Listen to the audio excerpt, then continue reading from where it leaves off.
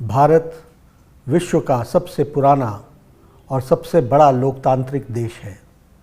देश में कुछ ऐसी घटनाएं भी घटी हैं जहां संविधान की मूल आत्मा के साथ छेड़छाड़ करने का एक कुत्सित प्रयास किया गया है।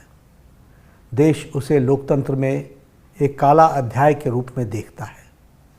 आज ही के दिन कांग्रेस की उस समय की प्रधानमंत्री श्रीमती इंदिरा गांधी ने आपातकाल की घोषणा 50 साल पहले की थी, जो केवल एक राजनीतिक घटना नहीं थी बल्कि लोकतंत्र पर सीधा हमला था, एक कुठाराघात था।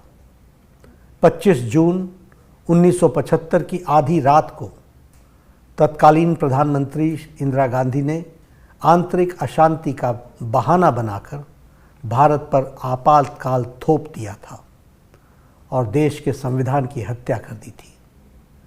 50 वर्ष बाद भी कांग्रेस उसी मानसिकता के साथ जी रही है। उसकी नीयत आज भी वैसी ही तानाशाही वाली है।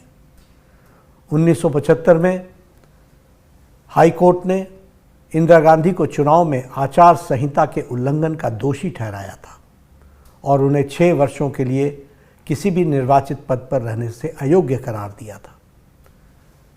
रातों रात प्रेस की बिजली काटी गई, सारे विपक्ष को जेल में डाल दिया गया, झोंक दिया गया, प्रेस की आज़ादी छीन ली गई। अनुच्छेद 352 आर्टिकल 352 का दुरुपयोग कर लोकतंत्र को रौंदा गया, संसद और न्यायपालिका को अपंग बना दिया गया और 26 जून की सुबह देश पर कांग्रेस की तानाशाही सरकार ने आपातकाल थोप दिया। कांग्रेस की तानाशाही का विरोध केवल राजनीतिक नहीं था, यह भारत की आत्मा और संविधान की रक्षा का आंदोलन था, जिसमें राष्ट्रवादियों ने अपनी जान की बाजी लगा दी। जयप्रकाश नारायण और चौधरी चरण सिंह जी, साथ ही साथ अटल जी, आडवाणी जी, राजमाता विजयराजे सिंधिया जी, मुरली मनोहर जोशी जी सहित पार्टी के और विचार परिवार के हजारों कार्यकर्ता को इंदिरा गांधी की सरकार ने जबरन जेल में डाल दिया था।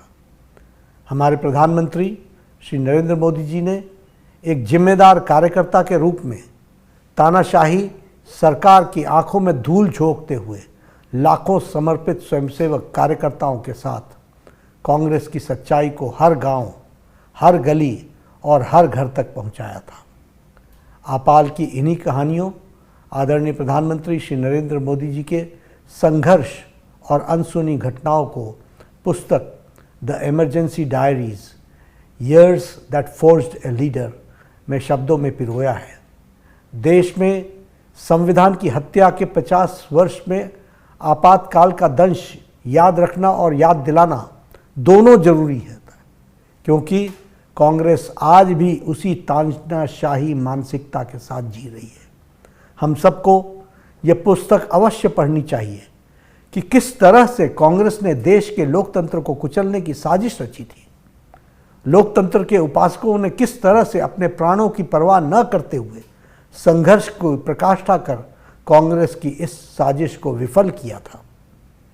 India is Indira and Indira is India जैसे नारे कांग्रेस की उस मानसिकता को दर्शाते थे, जिसके तहत इंदिरा गांधी ने देश को व्यक्तिवाद और परिवारवाद की प्रयोगशाला बना दिया था। कांग्रेस समझती है कि इस देश की सत्ता पर केवल एक और एक परिवार का ही हक है, तभी तो उसने अपनी सरकार के प्रधानमंत्री के ऊपर भी सुपर पीएम बिठा दिया था। आज भी कांग्रेस की मानसिकता वैसी ही है। एक गरीब का देश का प्रधानमंत्री पद तक पहुंचना कांग्रेस से हजम नहीं हो रहा है। कांग्रेस शासित राज्यों में कानून व्यवस्था का हाल आज भी वही है जो आपातकाल में था। विरोध का दमन, धार्मिक तुष्टीकरण और सत्ता का अहंकार खुलेआम दिखता है। इंदिरा गांधी जी ने जस्टिस HR खन्ना जैसे ईमानदार जज को सीनियर होने के बावजूद मुख्य न्यायाधीश नहीं बनाया, क्योंकि उन्होंने सरकार के खिलाफ फैसला सुनाया था।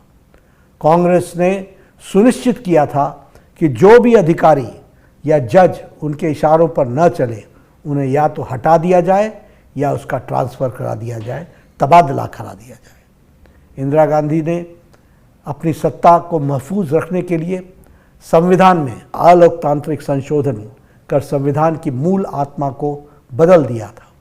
आपातकाल के दौरान यदि किसी नागरिक को गोली मार दी जाए तब भी उसे अदालत में जाने का अधिकार नहीं था। आज भी राहुल और कांग्रेस संविधान की झूठी दिहाई दे रहे हैं। आपातकाल के दौरान जेलों में बंद लोगों को अपने परिजनों के अंतिम क्रिया में शामिल होने तक की अनुमति नहीं दी गई। कांग्रेस ने आपातकाल के लिए आज तक अपने किए के लिए कभी भी माफ़ी नहीं मांगी है। 2024 का लोकसभा चुनाव से पहले कांग्रेस बाकायदा बहिष्कृत पत्रकारों की लिस्ट जारी की थी, जिनकी डिबेट में जाने से कांग्रेस प्रवक्ता को मना किया गया था। जहां एक ओर तो वो अपने शासन में पत्रकारों पर मुकदमा करते हैं, वहीं दूसरी ओर विपक्ष में होने पर उनका बहिष्कार करते हैं। मैं आज इस अवसर पर देश के आपातकाल अभिशाप से मुक्ति के यज्ञ में अपनी जान की बाजी लगाने वाले लोकतंत्र के सच्चे सिपाहियों को आज अपनी ओर से और भारतीय जनता पार्टी के करोड़ों करोड़ कार्यकर्ताओं की ओर से श्रद्धांजलि देता हूं और उनको धन्यवाद देता हूं, जिन्होंने संविधान की रक्षा की, देश की रक्षा की।